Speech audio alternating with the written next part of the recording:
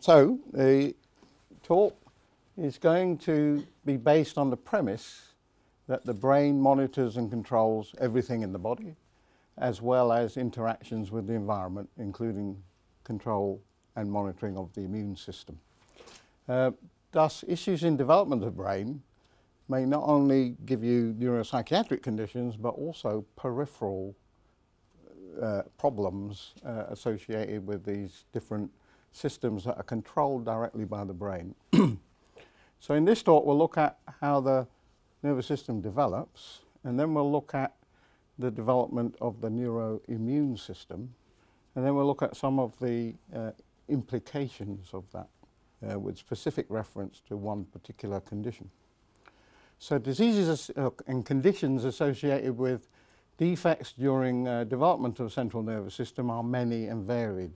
And current estimate is that 1 in 10 probably babies is born with some neurological deficit, deficient or different development. And these are just some numbers to put into context for what I'm going to say. So autism currently is running at 1 in 69. The World Health Organization estimate that it will be 50% if things don't change in the next 15 years, and maybe the evolution of human beings is going towards 100% autism later on in this century, which is a bit worrying. Down syndrome, mainly due to late pregnancies and so on. Neural tube closures, spina bifida, adding up to 1 in 500 live human births. Hydrocephalus, which is a condition I'm going to focus on, is 1 in 500 global incidents, 1 in 100 in the developing world, 1 in 2,000 in the developed world, but that number is really down to terminations. Schizophrenia, childhood schizophrenia, 1 in 100, etc., etc. The numbers are enormous. And these are just some other numbers. If you're interested in these conditions, then you'll see that the numbers are really quite high. Interestingly, one of the biggest ones is traumatic brain injury, and that can be through trauma during birth as well. So birth trauma is a big cause of later life injury. So what happens when development of CNS goes wrong? This is the commonest neurological problem we see, which is neural tube defects. And what you see in live spina bifida is this one. We have a lower lumbar lesion of the neural tube, hasn't closed, and that's compatible with life. So all the spina bifida babies that survive have this particular lesion. The ones that don't survive have an open neural tube in the head end, or the whole of the neural tube has failed to close. These are some other ones which you probably never come across because they die at birth. So this is holoprosencephaly, where you get single organ development down the line and no split across. Sadly very common. And these are other conditions of cerebral cortical maldevelopment. Lissencephaly is one, and there are many others. So holoprosencephaly as a genetic defect can be extreme, or it can look like a normal child, but when you look at the brain behind, it's failed to develop normally. So that child doesn't have really a functional brain as such. This is where it all begins. So at the onset you have eggs in the ovary which are released into the fallopian tubes, and you'll notice during this transit through the fallopian tubes down into the uterus, there's no connection to the mother. And one of the tricks of in utero fertilization was to understand that during this stage there is no connection to mother, and this embryo, as it's developing, needs 0 oxygen. So when you put things in culture, you normally have oxygen, carbon dioxide and everything you normally associate with life, but during this development these embryos need 0 oxygen. Also, they're not connected to the mother, so everything that's necessary for development, at least during this period, needs to be loaded into the egg before it's released from the ovary. So this is the key about taking folic acid before you get pregnant, is that it needs to be loaded with sufficient material for this phase of development. And it's not just this phase. Even at the initial stages of implantation, there's no proper connection to the mother. So you need to have sufficient material in there for this embryo to develop until you've got a proper blood connection to the mother. So the bit where neural tube development occurs is here. You go through various stages of cell division until you get the late gastrula, and that's when you start to produce a neural tube. So neural tubes affect 1 in 1,000 pregnancies, and they're varied in many, and you get them in mice as well as in humans. You get them in all animals actually, but most commonly in humans. And so there are over 250,000 cases per year in the UK alone. Big problem. Folic acid, as you probably all know, is supposed to reduce the numbers of neural tube defects, and folic acid fortification of flour has worked in all the countries where it's been introduced. So folic acid fortification of wheat flour, so all wheat products now have folic acid in the US, in Canada, in Chile, and various other countries around the world. And where you have high incidence of neural tube defects, there's a massive effect of putting folic acid into all wheat products. Where you have a low incidence, you have a small effect, but it's still 30% reduction has been reported in the United States. So it's really important that we take folic acid. Europe and the UK have failed to implement folic acid fortification of wheat flour. We've been pushing for it for years. And they reckon that 2,000 plus cases could have been prevented by the addition of folic acid to wheat flour. That's a different story. So where do you find folic acid?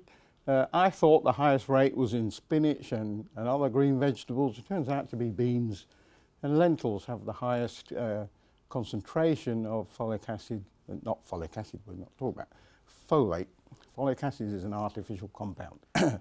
If we go down the list, you see you decrease the amount of folate in these vegetables as you're coming down the line. Fruit and other things have fairly low levels. The minimum daily requirement to prevent neural tube defects found by the MRC study in China was 400 micrograms as a daily quantity. In their study, they were giving a milligram per day, which works just as well. The best way to get this, because of the levels in foods is quite low, is through dietary supplementation with folate tablets.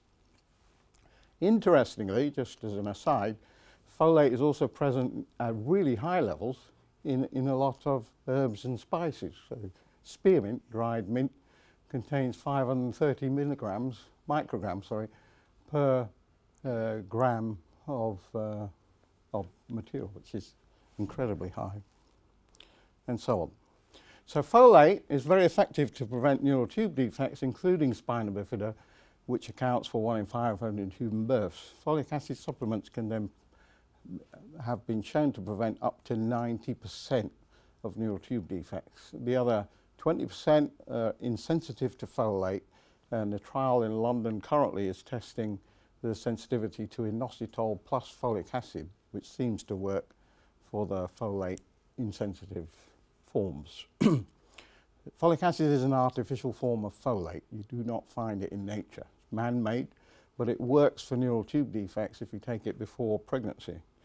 But for later development of the cerebral cortex, we have a different story for folate.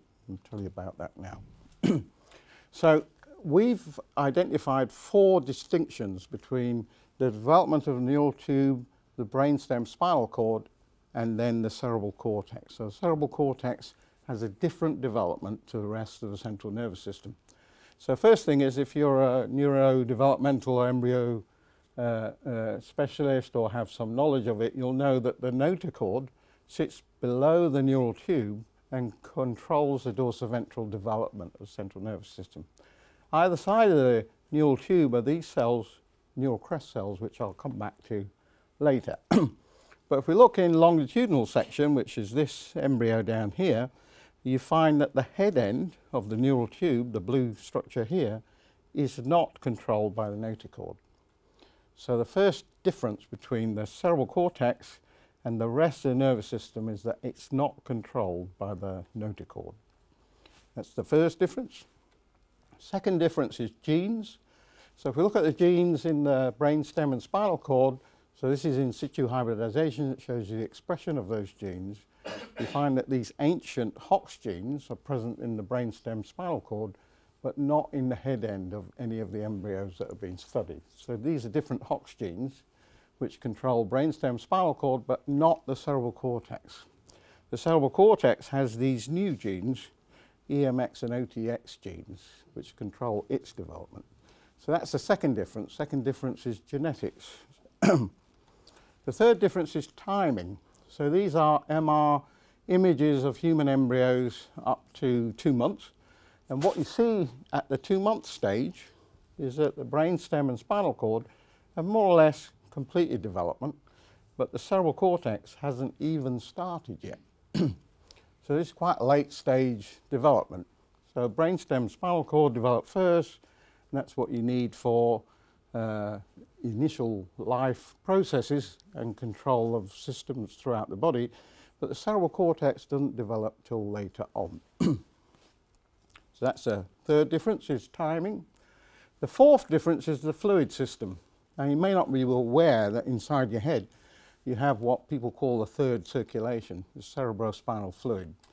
And it's initially within the neural tube, sealed neural tube, and then you can see the remnants of this inside an adult head. It's not remnants, actually, it's still active. This is the neural tube within your brain. So that's the front of the neural tube, is in the temporal cortex. It comes around through the lateral ventricles into the third ventricle, down into the fourth ventricle, and then down into the spinal canal. So that's what remains of your neural tube, or that's its adult form in your head. What the textbooks fail to show you is the external fluid system, which is here. So at the point where you start to develop cerebral cortex, you start to make this high volume cerebrospinal fluid. So at this stage, this is a fixed volume inside the neural tube, and it remains, in terms of composition, it remains controlled, but it doesn't produce high volumes of fluid.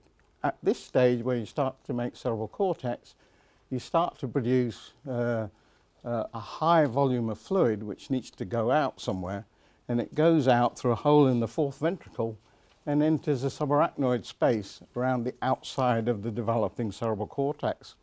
And that is still in your head right now.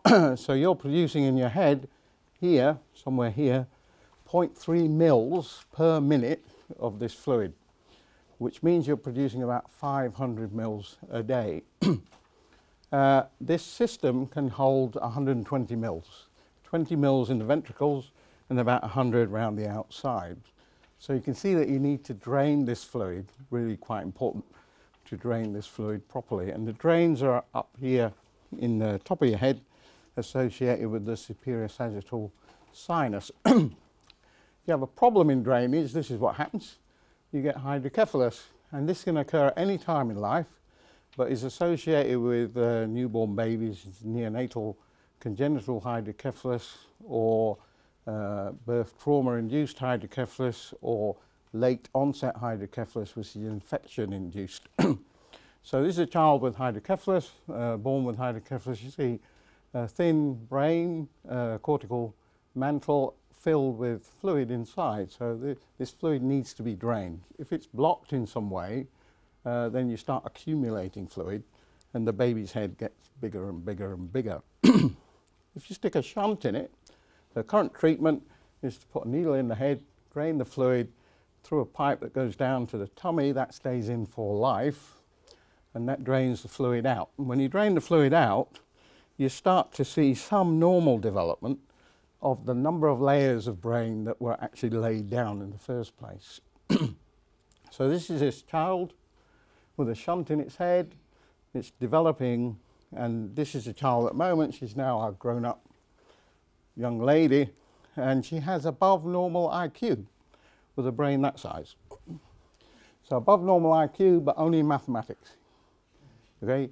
They never get this level of IQ in English, history, geography, any of the humanities, only mathematics or physics or some kind of numerical thing, including music. So we can talk about that later, but let's move on. So these are twins. One is normal, one has hydrocephalus. These are also twins. One is normal and one has hydrocephalus. And because it's an animal model, we can do a significant amount of research that we can't possibly imagine doing on humans. And what you see here is that at the point where you start to develop cerebral cortex, they look perfectly normal. Then you start to produce high volume fluid, and you're starting to get accumulation of fluid and compression of the brain. So that's a hydrocephalus brain. This is what it should be doing in normal. So the fluid space should be quite small, whereas there you've got an enlargement of the ventricles. The I'm missing a whole load of slides there. So to cut a long story short, what we found is that there is a folate issue. So in neural tube defects, we know that folate is involved. Folic acid has had no effect whatsoever on hydrocephalus. So we see a 98% reduction in neural tubes with folic acid introduction, but a zero effect on hydrocephalus. But what we've identified in the hydrocephalic brain is a cerebral folate problem. So the baby is not folate deficient. There's a problem of pushing the correct folate into the brain and for that folate to be used. So if we look at the fluid spaces here and analyze the fluid, we find that a particular protein, so this is a protein gel showing you the amounts of protein in different fetal brains. And the ones with A over them are the ones that get hydrocephalus. And you see that this protein is effectively missing in the brains that have hydrocephalus. And this protein is this one here. So this is my simple take on folate metabolism. So folic acid comes in here and is converted by dihydrofolate in the gut to tetrahydrofolate, which is then the main usable form of folate. So it goes over this side and makes purines, and it goes over this way and makes pyrimidines, the two halves that make DNA. So it's absolutely essential to make DNA. But folic acid does not contain any methyl groups. So this is actually the folate that you get from food. It's 5-methyl tetrahydrofolate. And it's really essential at this point because it goes through this rate-limiting step that produces the methyl groups for DNA methylation, gene expression, protein lipid methylation as well for active forms of different molecules. And it does that through a B12-dependent mechanism using methionine synthase that also converts homocysteine to methionine. So in most neurological conditions, we find raised levels of homocysteine. That for, people are worried about that because it's neurotoxic if it's at certain concentrations. But for us, it indicates that there's a problem in pushing this part of the folate cycle and produce the methyl groups required for normal function. Other parts of this pathway feed into neurotransmitter synthesis, they feed into metabolic control, they feed into probably most of the body biochemical reactions that you would associate with normal health. So folate is absolutely critical to normal functions of many different things. You'll see up here a B6-dependent conversion of serine to glycine. You'll see over there something else, I can't even read that, to glutamate. Each arm of the folate cycle is important to produce something. So you can imagine that if there's a problem here, say, and that was going into 5-HT synthesis, which one of these arms does, then the folate cycle goes around the problem area. So the folate cycle goes around this missing protein. You don't notice a folate problem, but that child may be born with a serotonin depletion, and you may have childhood schizophrenia as a consequence. Folate deficiencies are associated with aggressive behaviour, with depression, with schizophrenia, with autism, with many, many different conditions. And we're only just beginning to understand how it sort of feeds into those. And hopefully in the next talk you'll hear a lot more about this pathway. So what we did with our hydrocephalic rats is that we fed them different folates. So we gave them folic acid as the standard available treatment, and we gave them tetrahydrofolate, and we also gave them folinic acid, and we gave them a combination of these two as well. So both of these to go both sides of the missing protein. And what we got was a really shocking and surprising result. So we'd expect that any of these folates will work, and all of them worked in tissue culture. So if you take hydrocephalic brain cells out of a hydrocephalic rat, put them in culture, and you give them any of these folates, they divide normally. So we expected the same when we gave the pregnant mothers the folic acid, or the tetrahydrofolate, or the folinic acid, but we got this result, unfortunately. So 0 is the background level of hydrocephalus that we see in these rats. So when we gave them folic acid, we got an increase in hydrocephalus by 50%. So each mother produces about 20 babies. So background level is about 5 of them to be born with hydrocephalus. You give them folic acid, you give the mothers folic acid, and you get an increase of 50%. So instead of getting 5, you get 7 or 10. And in some cases, depending on the concentration of folic acid, you get 100% hydrocephalus. So where you're getting high dose folic acid being given late stage in pregnancy when you're developing cerebral cortex, not early pregnancy to prevent neurotube defects, then if your fetus is susceptible to hydrocephalus, according to this, the chances are it will get it. Okay. We give the natural folates, so folinic acid or tetrahydrofolate, we see a decrease of 10% or 20% in incidence, so they have a positive effect in preventing hydrocephalus. We give the two together, we get a synergy, and we get, currently we're getting 80 to 90% reduction in hydrocephalus. So what's interesting in these rats is that all the fetuses are susceptible to hydrocephalus.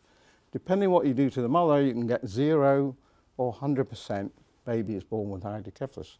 If we give them folic acid, then we get a lot more babies with hydrocephalus. If we give them natural folates, we decrease. If we give a combination of the two, both sides of the missing protein, then we get a maximum decrease in hydrocephalus, which is really quite exciting. So early development needs folate, and that can be folic acid or any other folate. But later development needs folate, but not folic acid. Folic acid has a negative effect on cerebral cortex development. For optimum development, we need these natural folates.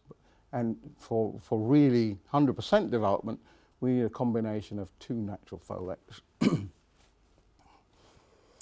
Now, so I'm going to move on to part 2 now, which is that where you see a developmental problem at the head end, because the brain is controlling and monitoring the rest of your body, there's likely to be a development defect in the peripheral nervous system. So we forget the peripheral nervous system and the organs and systems that controls. So if you think about your body, every part of it is covered in nerve fibers. Stick a pin in it and you'll know exactly where that pin is. And that goes for internal body as well as the external surfaces. So remember I told you about these cells. Now you might imagine that all the nerve fibers in your body are coming from the brain or the spinal cord, but they're not. They're derived from the neural crest. The neural crest gives rise to every single nerve fiber in your body that's going to any of the organs or skin or wherever you want to look. The neural crest cells give rise to those. Now nerves are everywhere. This is obvious but ignored. So if we look at this is your gut lining. These are the villi within your small intestine, and on those are microvilli. So if we look at one of the microvilli in the gut, we find that this is the microvillus, this is the food-containing gut lumen, and this is inside the microvillus, and these are nerve fibers. So this is a single microvillus in the small intestine filled with nerve fibres. This is just one kind of nerve fibre that we stained here. And what you see is that some of them have processes that go between the epithelial cells and have direct contact with the gut contents. So they're monitoring the gut contents in some way. And we know that these contain receptors. They contain toll-like receptors, which are specific for particular pathogens which might be in the gut. We don't know what these other nerve fibres are doing, but they have connections at regular intervals. These are connections to the epithelial cells, and we don't currently know which particular type of epithelial cells they might be associated with. This is a particular kind of nerve cell, and these are all the nerve cells stained with silver, and you can see there's a massive amount of neural innervation going to each of those microvilli. You're talking about thousands of nerve fibres going into each microvillus in the gut. So it's not for no reason that the gut nervous system has been called a separate nervous system. The gut nervous system does its own thing, but it does connect to the brain. These are nerve fibres that are going into the lymph node, and this particular lymph node has been stained for B cells. So yellow cells are B cells. Nerve fibres do not really associate with them. In this case, these are T cells. All the nerve fibres are associating practically with the T cells. So with my simple immunology, if you control the T cells, you have downstream control of the B cells for those particular reactions. And this is a particular interest to me. This is a bone marrow. That also has nerve fibres in it. And one of the most painful procedures known to man is to give a donation of bone marrow. And that's probably because of these nerve fibres sitting inside the marrow. And they're associating with a particular cell type, which is stromal cells, stromal cell dendritic cells. These are some more examples showing terminals on these stromal cells. And so we've got nerve fibres in other organs as well. And this is a pancreas. These are the islets that produce insulin. And these red fibres, I think the red fibres are tyrosine hydroxylase. The red fibres are nerve fibres associated with these islets. So we have nerve control of pancreatic function. We also have nerve control in the kidney. So these are neuroendocrine neurons, but also you've got direct connections to glomerular cells, controlling water absorption, iron absorption, and so on. So you can see that there are nerve fibres going to all these organs, and that they are in some way associated with the functional parts of those organs. Now, if you denervate any of these organs, if you cut the nerve to the kidney, you get a 10-point reduction in blood pressure in terms of if you have high blood pressure and you simply denervate the kidney, you get a 10-point reduction in blood pressure. Not that you want to do that, mind you, because the nerve's also controlling other functions, but it gives a point. Take the vagus nerve coming down from the brain in the neck and stimulate that, you get anti-inflammatory effects in inflammatory bowel conditions that do not respond to drugs. So currently that's under trial, so patients who don't respond to drugs for inflammatory bowel disease, you stimulate the vagus nerve, you get a massive anti-inflammatory effect, which is really quite interesting. So are these nerve fibres connected to the brain? If we inject the femur with a pseudo-rabies virus, rabies is rather nasty because it jumps synapses. So where normal tracers, nerve tracers, would go up the nerve and stop there because that's where a synapse is, rabies virus jumps the synapse and goes to the next stage, jumps that synapse, goes to the next stage, and so you can map the whole pathway to the brain. In this case, the bone marrow is going to the sympathetic ganglion that serves the bone marrow, then into the spinal cord, up into the medulla, into the hypothalamus, and actually has a cortical representation. So this part of cortex just behind the ear is a center where all these nerve fibres from the immune system are going. So we've put tracer into the bone marrow, we put it in the lymph nodes, put it in the spleen. They all go to the same place in the brain. So there's a brain center that's monitoring and coordinating the immune system. So this is a spleen. So these are nerve fibers stained in the brain, and it's the same area of brain that's stained by putting the tracer in these different organs. So, as I said, if you delete the nerve fibers to the kidney, you get this 10-point reduction in blood pressure. The nerve fibers to the liver control metabolic activity. So if you manipulate the brain control of these systems, you can control blood pressure, you can control metabolic activity, you can convert white fat to brown fat and then burn it.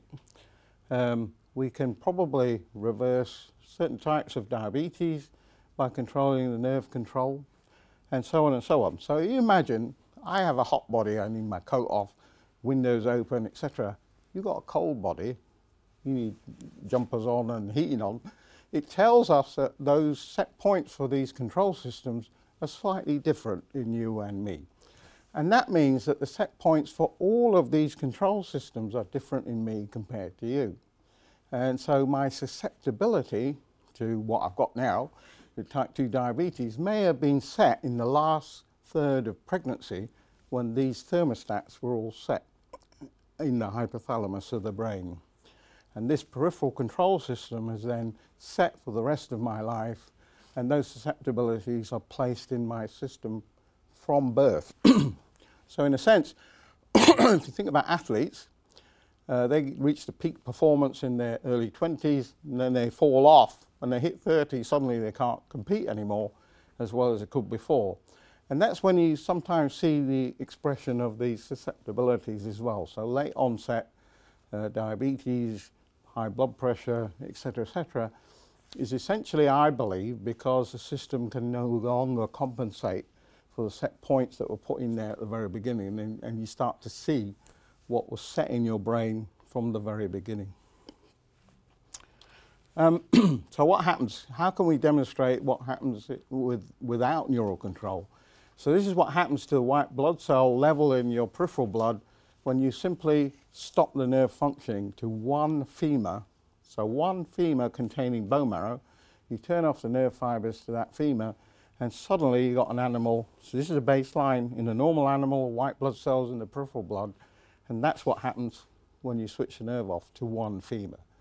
And that elevation in white blood cells remains for as long as you keep the animal alive, in this case 2 weeks, and it's still maintained at that high level. Not only that, you've got an increase in peripheral blood colony forming cells, what you might call stem cells.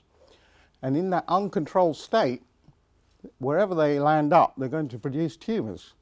So for all the cancers that have a known source and a known genetic defect, there are thousands that don't. And I believe that that may be a control system fault where we're releasing stem cells from the bone marrow in an uncontrolled, neurally mediated way and producing these unknown tumours. So we need to modulate the immune system as well as other systems are controls. So if you activate it too much, you can get autoimmune diseases, allergies, etc., etc. If you suppress it too much, you can get infectious diseases and cancer. You may not know, but in your bodies, you're removing potential cancer cells at a rate of around 200 a day in a healthy person. So if you suppress that system, which is all immune system mediated, you could potentially get these conditions. So we need homeostatic control. So homeostatic control demands some way of monitoring the body. So is there a sensory system that feeds into this control network so that we know what's happening in the body and produce the right responses to that? And the answer to that is yes. If we think about the pain fibers that we have in our bodies, if I raise the following proposition. So take any sensory system, pressure, you press on your finger, at a certain pressure it switches from increasing pressure to pain. If I turn the lights up above a certain level of luminescence, it becomes painful. Same for sound, same for chili on your tongue. Low concentrations, nice and warm. Higher concentrations get painful, and so on and so forth. So based on that, we can then go back to the pain fibers and say, two things. Firstly, if pain is their secondary function, their primary function has got to be the most important function in the body because they have the lowest threshold for pain. And below that threshold is their real function, and that's got to be the most important function in the body. So if we look at them, so we need to know what's happening in order to produce the right response. So whatever infection, ask an immunologist, if I can infect my thumb with something, how does my bone marrow know what that infection is, what cells to produce, what numbers to produce, and where to send them? Because the bone marrow doesn't just produce cells and throw them into the blood. It tells those cells where they need to go based on adhesion factors, cell things, and so on. So it needs to know that information. But according to immune theory, even yesterday's most modern ideas, there is no mechanism for the immune system to know that my thumb has been infected, and it's that particular kind of infection, and it needs those particular kinds of cells in those particular numbers. There is no mechanism.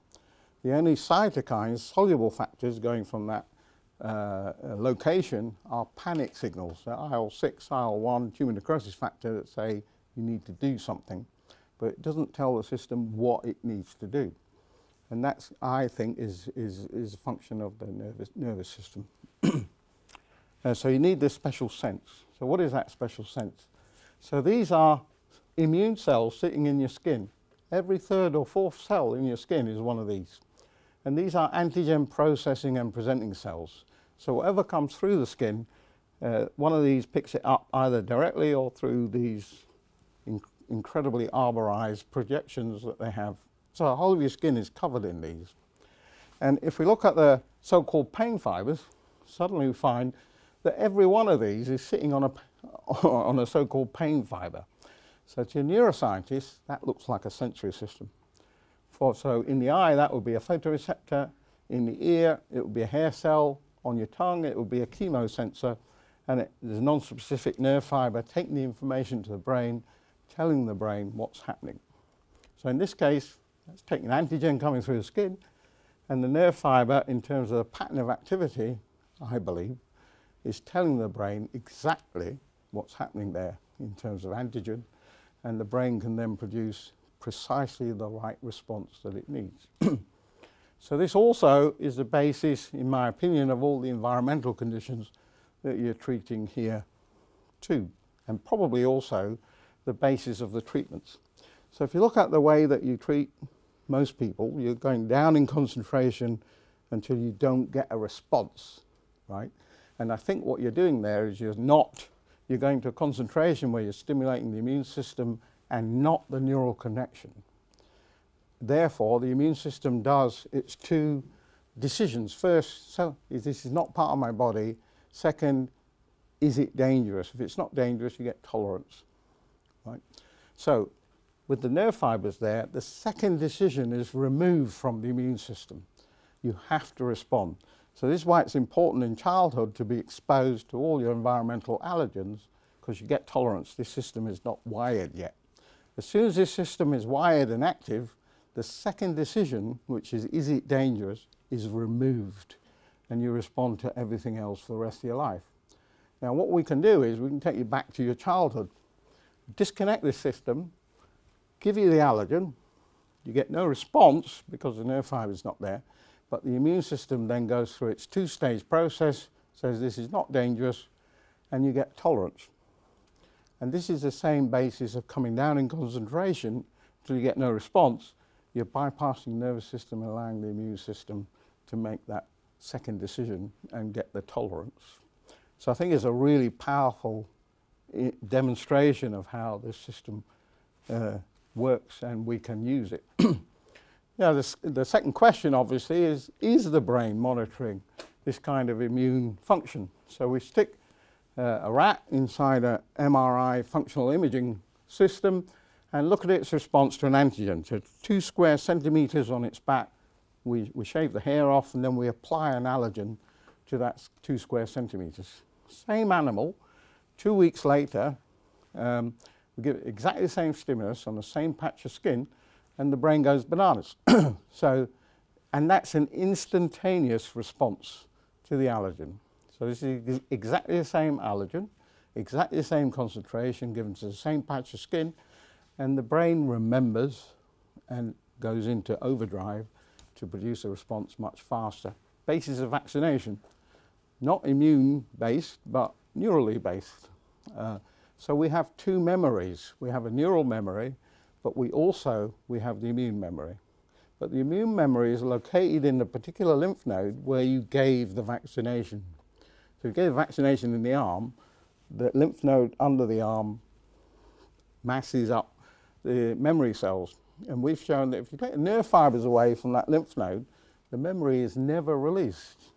When you give it a shot of substance P, which is contained in nerve fibers, out comes the memory. So memory, immune memory, is also controlled by this neural system.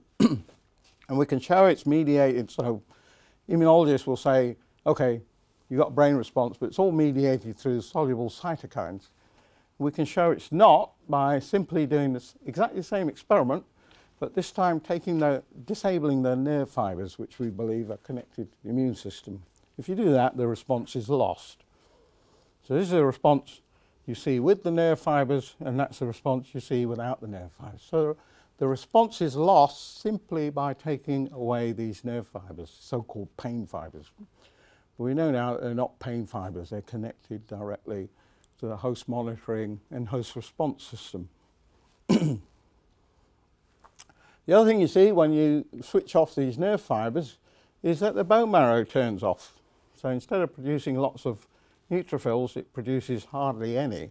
And the reason for that is that it's dependent on information coming in, telling it that your body is being challenged. If that information isn't coming in, the bone marrow doesn't need to do anything, because effectively you're not being challenged by anything. So that's also neural. So it's got to be. There are all these cytokines floating around that immunologists love to work on. I hope there isn't an immunologist in there somewhere. I apologize if there is. But the system won't work unless the nerve fibers are there. So nerve fibers are absolutely required for the normal functioning of these systems. And this just shows you that when you take the nerve fibers away, normally you're producing lots of neutrophils, and you just produce macrophages, basic cells. So every single part of your body is filled with nerve fibers. They're all connected to the brain in some way. And if you've got a developmental problem in terms of developing this nervous system, you're going to have an issue for whichever organ has been affected by that developmental defect. And we've shown our recent work on an autism model in rats is that depending when you get a developmental problem during the developmental process, then different parts of, let's say, the gut are affected. So if you give an early insult to the mother, you get a problem at the top end of the gut, and that individual produces a condition that looks like schizophrenia. If you give it mid-stage in development, then the border between the small and large intestine is affected, and those individuals show clear signs of autism. You give it late stage, then the colon is affected, and those individuals show clear signs of psychosis. That's the label given, but I don't know what that means myself. So it seems that this peripheral nervous system not only controls the function of those systems, but the information coming up to the brain also changes our behaviors. So you imagine that if you've got an infection in your body, and you've got temperature and all that kind of stuff, your behavior also changes. You show a sickness behavior. You don't want to interact with anyone, you want to hide away in a dark room, and you want to put all your body resources into getting yourself better.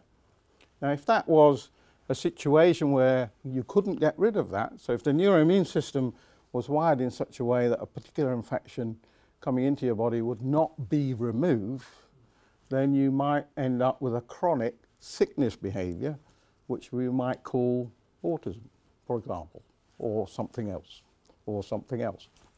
So what I'm saying is that this nervous system is controlling the function of the organs, but those organs also feed back to change your behavior in order to get the optimum delivery of what they're supposed to do. And that's particularly true of the immune system.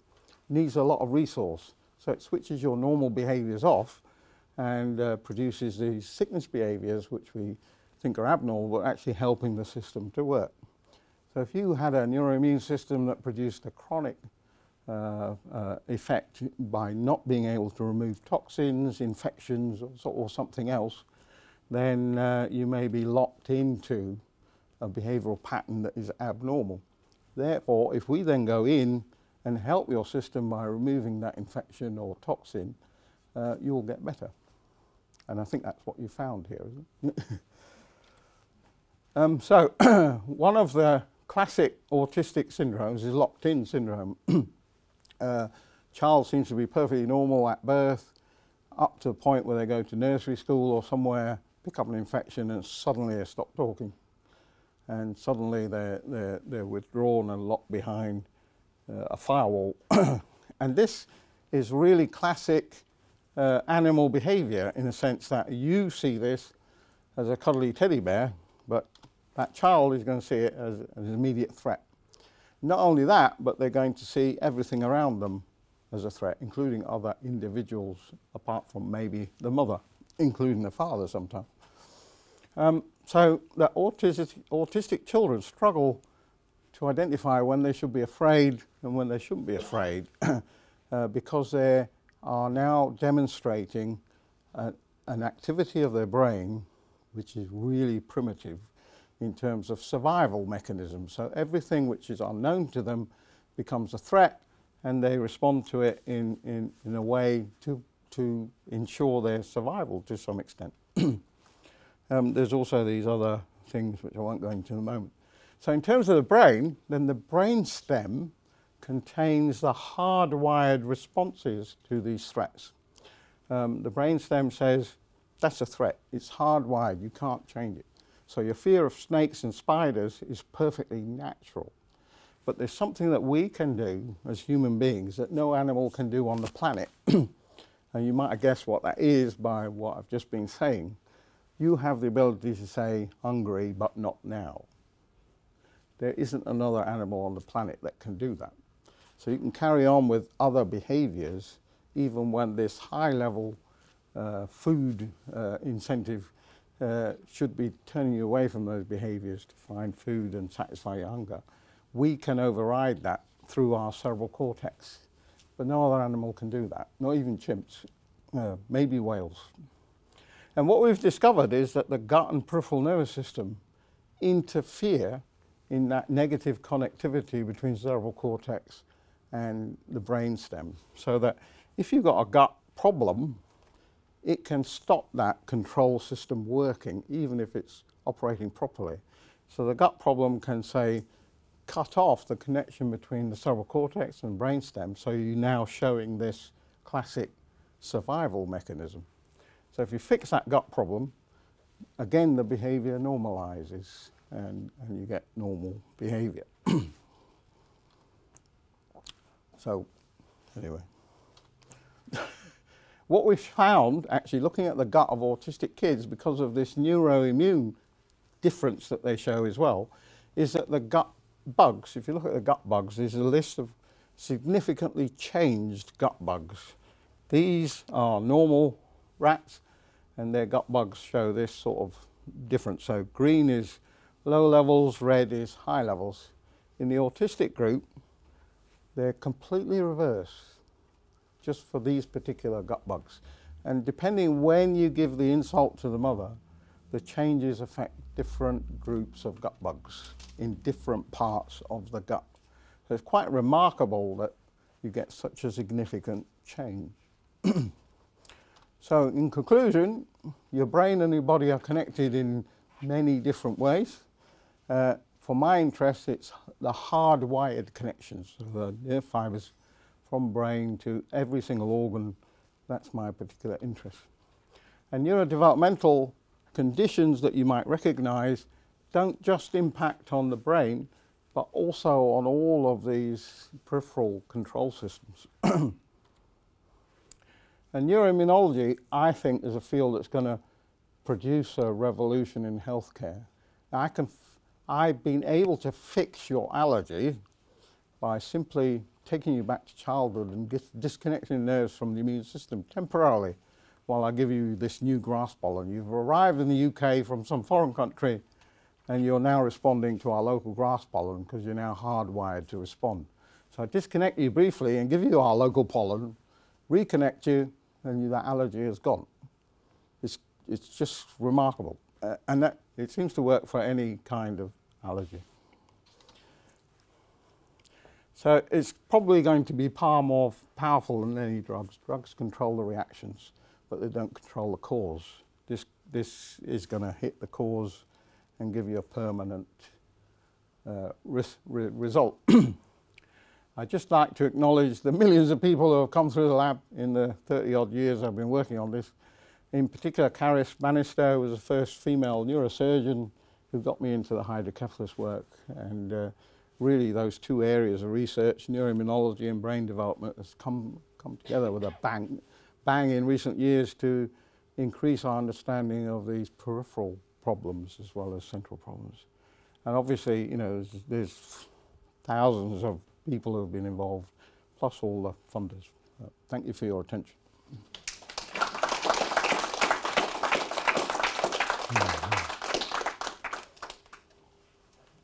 Any questions?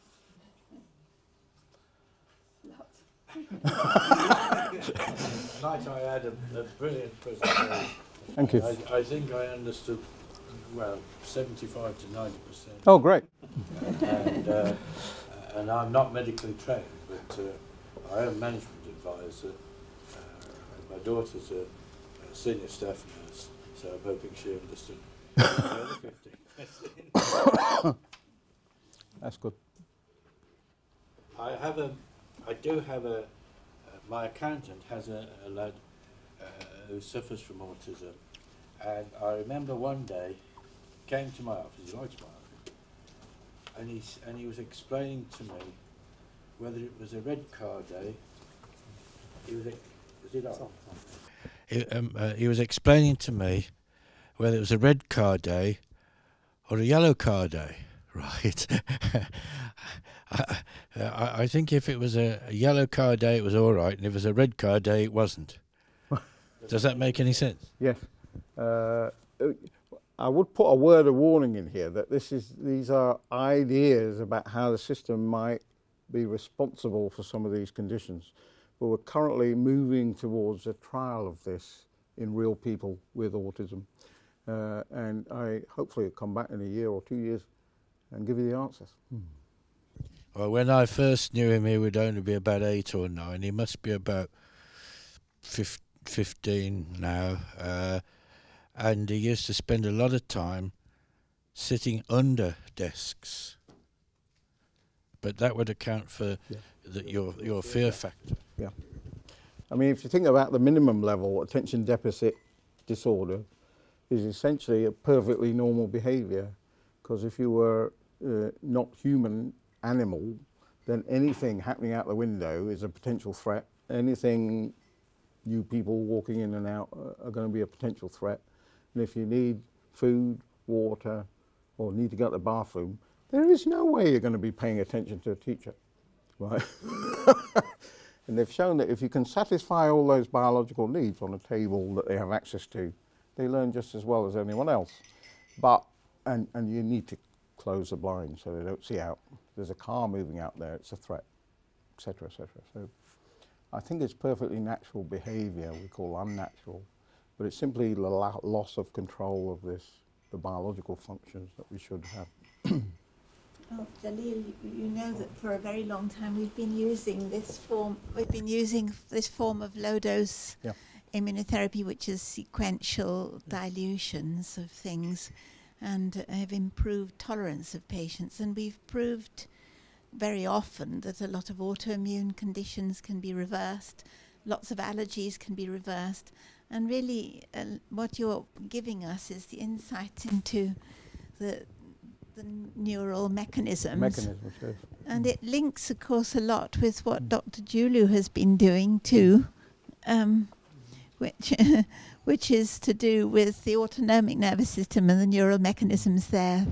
So perhaps he's got a comment to make. Yes, thank you very much, Dr. Jaleel, for giving us the structural aspect of what we have been endeavoring doing here. And I, from the autonomic side, knew very well that neuroimmunology is going to be a very important aspect of medical care in general. Now, just to add a little thing here is that you had been looking at those hardwired structures coming to the skin and the rest of it. There is that an additional complication to that in the fact that most of what you call pain fibers, or not very pain fibers, they're called polymodal fibers and myelinated fibers. It seems as if they are now just working like a docking stations. Yeah. Because the professional, antigen presenting, cells, which are the Langerhans, the dendritic cells, they just come and sit on these for a while after they've been activated. No, before. Yeah. So before they've been activated, they're sitting on the nerve fibers. Yes. Yeah. If you take nerve fibers away, Yeah. you're quite right, they act like parking meters. Yeah. Yeah. So then they go away. Then they go away. But they only go away when they're draining with an antigen to the lymph node. But before they do that, the information has already gone to the nerve That's fibers. exactly what I was talking about. Before they do that, the information is already gone. Now, for us in the autonomic world is that the problem is that the moment they leave the docking station, they stimulate an sort of an immediate autonomic response. In other words, each time you react to an antigen, you inject yourself with adrenaline, Yes. and then you release cortisol, Yes. on the other side as well through this mechanism, you see. So we find that in Brainstem, that is our major problem in the fact that for people who are all the time reacting to this antigen, who are hypersensitive, they come here almost like adrenaline junks. Yeah. You see, and they've been releasing a lot of cortisol as well. Yeah. You see, which then complicate a lot of other bodily functions. Yeah. That's how we get them in the first place. You see, and the second thing is that eventually, as they continue, the adrenaline get tired, the adrenal gland get tired, and it looks as though they are depleting that response. Yeah. Well, you know that at low dose, cortisol stimulates the immune system. Yes. And also I think that the adrenaline is part of it. In this case, it's part of an internal flight or fight. You're fighting an internal predator, essentially. So you need to kill that. So if that is slightly abnormal, then you're going to get increasing levels of these hormones that then affect the rest of the body. So that's one aspect. And the second aspect is that the parasympathetic the major the central parasympathetic response, which is the cardiac vagal tone that we do measure here, is challenged. And then you have probably seen our papers in autism that in all of them, all autistic, all neurodevelopmental disorders, there's low central parasympathetic activity. Except for for autistic children, they have got an added increase in the sympathetic.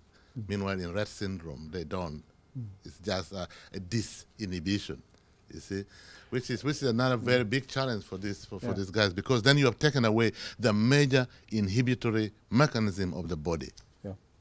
Yeah, I totally agree. And the other point about all this is that you're never going to get the answers by looking at the molecular level. So the current, magic drugs that target particular receptors and particular cell types, I don't think they're ever going to work, in my opinion, because you're talking about a system going wrong. And this is interaction of multiple systems which are producing the same chemical, hormone in this case. And those interactions we need to understand. And that area of integrative biology that was there in the old days, and we called it physiology, is just being lost, and we need to bring that back. So if I may declare my interest, my question to you is then, would you, like me, have always been recommending that neurophysiology is very, very important Well, I would in put it at the clinical top. management. This is what I've been telling my colleagues, I don't know how many years, since 1990 actually. But you imagine that, so we've identified an area of the brain that's controlling many of these systems.